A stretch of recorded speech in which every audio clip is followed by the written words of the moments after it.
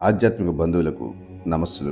ప్రతి ఆది మరియు బుధవారం మనం మననం చేసుకునే శ్రీమద్ భగవద్గీత సందేశం సాంఖ్యయోగం నుంచి ఈరోజు 70వ శ్లోకం యొక్క భావాన్ని మనం తెలుసుకుందాం. అపూర్వమాణం అచల ప్రతిష్టం, దీనినే బోధిచిత్తం అని బౌద్ధులు చెప్తారు. బుద్ధిని చిత్తం, బోధిచిత్తం అంటే ఎటువంటి పరిస్థితులు ఎదురైనా చిత్తచాంచల్యం లేకుండా ఉండడం. ప్రతి ఒక్కరూ ఈ స్థితిని కొంచెం కొంచెం సాధన చేస్తూ చేరుకోవచ్చని ఈ శ్లోకం చెప్తుంది. చుట్టూ ఉన్న వివిధములైన ఆకర్షణలు అతన్ని ఏమీ చేయలేవు. అతను చాలా నిశ్చలంగా ప్రశాంతంగా ఉన్నాడు. మహాహదవత్ అక్షోభ్యమాన. ఉపనిషత్తులు పరిచయవాక్యంలో ఆది శంకరాచార్యులు యముడు నచికేతునికి అన్ని ఆనందాలు ఇస్తారని, ఆత్మను గురించిన విషయం మాత్రం అడగవద్దని చెప్తుంటే నచికేతుడు అవన్నీ నీవే తీసుకో, కానీ ఆత్మను గురించే చెప్పమని అడుగుతాడు. నిండుగా ఉన్న సరస్సులోనికి అధికంగా నీరు వచ్చి చేరినప్పుడు ఏమీ చలించిన విధంగా అని చెప్పారు. అటువంటి బుద్ధిని ధ్యానానికి ఉపయోగించుకోవాలి. బుద్ధుడు బోధచిత్తమును వారి ధ్యాన అంశంగా పెట్టుకుంటారు. అంత నిండుగా అంత చలించకుండా జ్ఞానులు చిత్తం ఉండాలి అని చెప్పబడుతుంది.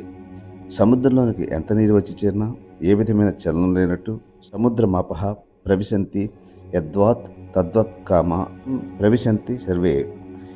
ఆ విధంగానే ఎన్ని విధాలైన కోరికలు కలుగుతున్నా మనసులో ఏ విధమైన స్పందన లేకుండా సశాంతి మాప్నోతి నకామకామి, చాలా శాంతంగా ఉంటాడు. కామకామి, కోరిక తర్వాత కోరిక వచ్చినట్లుగా భాగవతంలో యయాతి ఒక రాజు వృద్ధాప్యం వచ్చిన మనసు యవ్వనంగా ఉన్న కారణంగా, కోరికలు తపన తొలగిపోని కారణంగా కొడుకులందరినీ నా వృద్ధాప్యం మీరు తీసుకుని మీ యవ్వనాన్ని నాకు ఇవ్వమని అడుగుతాడు. అందరూ మా యవ్వనం మాకు కావాలి, మేము ఇవ్వం అంటారు.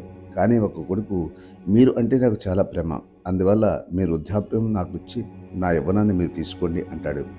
తండ్రి ఆ యవ్వనంతో అన్ని సుఖాలు అనుభవిస్తాడు. మరలా వృద్ధాప్యం వచ్చినా అతనిలోని వాంఛ నశించలేదు. అప్పుడు ఆలోచించాడు, మనసు ఇంకా యవ్వనంగానే ఉంది ఏమిటది అని ఆలోచించగా ఒక తెలివైన సమాధానం దొరికింది. అదే శ్రీమద్ భాగవతంలో కూడా నజాతు కామః కామానాం ఉపభోగేన సామ్యతి, దీనిలోని విషయాన్ని ప్రముఖమైన గ్రంథాలన్నీ చెప్తాయి. కోరికలను తీర్చుకోవడం వల్ల తగ్గవు. నేతిని అగ్నిని ఆర్పడానికి వాడినట్లుగా, నేతి వల్ల అగ్ని మరింత ఎక్కువగా మండినట్టుగా అనుభవించడం వలన కోరికలను తొలగించుకోలేము.